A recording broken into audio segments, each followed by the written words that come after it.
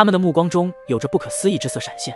这活人竟然还有另一道神火，怎么可能会同时拥有2道神火？但到了现在的节骨眼上，他们可没有时间惊讶了，还是先解决了萧炎再说。数十道身影同时间催动着幽灵火山阵，将次大神技的阵法催动到极致，然后对着萧炎所在的方位狠狠镇压而下，并且萧炎此刻也被重力压制，只能勉强行动。这些人的实力在联手之下，竟然可以达到如此强大的效果。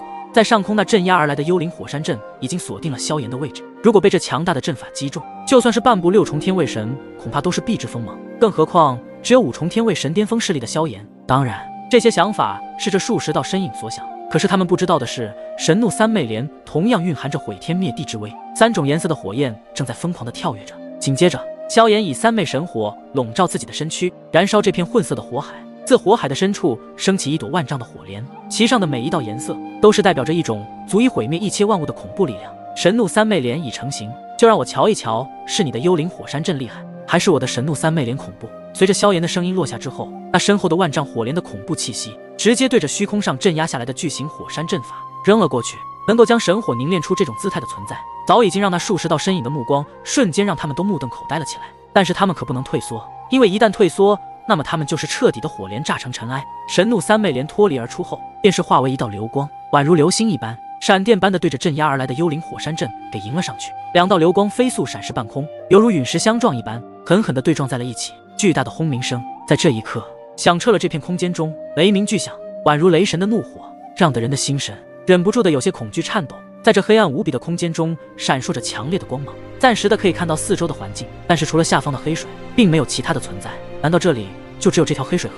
巨响过后，便是有着低沉之声爆然响起，仿佛那座巨型火山爆发出其中所有的能量，正在疯狂地对抗神怒三昧莲的毁灭力量。2道凶悍无匹的能量在半空中彼此疯狂地释放出了各自所蕴含的恐怖能量，能量风暴呼啸而过，天空之上爆成而开的能量冲击波也是宛如天火降临一般，对着下方的黑水河落下。由于力量的太过恐怖，直接将下方的黑水都掀起了万丈巨浪，其中的诡异死气也在这一刻彻底被释放了出来。也就是这一刻，这些死气疯狂地朝着萧炎他们扑面而来。萧炎也是将自己的身体包裹在炫白色火焰屏障之中，可是这黑水中的诡异死气远远超出了预想，直接打破了萧炎的神火屏障。萧炎的身体也是倒飞了数百米停下，并且这些诡异的死气仿佛又灵智一般，找准了这个时机，再一次的朝着萧炎疯狂的呼啸而去。萧炎刚稳住身影，那诡异的死气已经将他包围起来，然后直接将萧炎的神火屏障击碎。这些诡异死气直接要进入萧炎的神体内。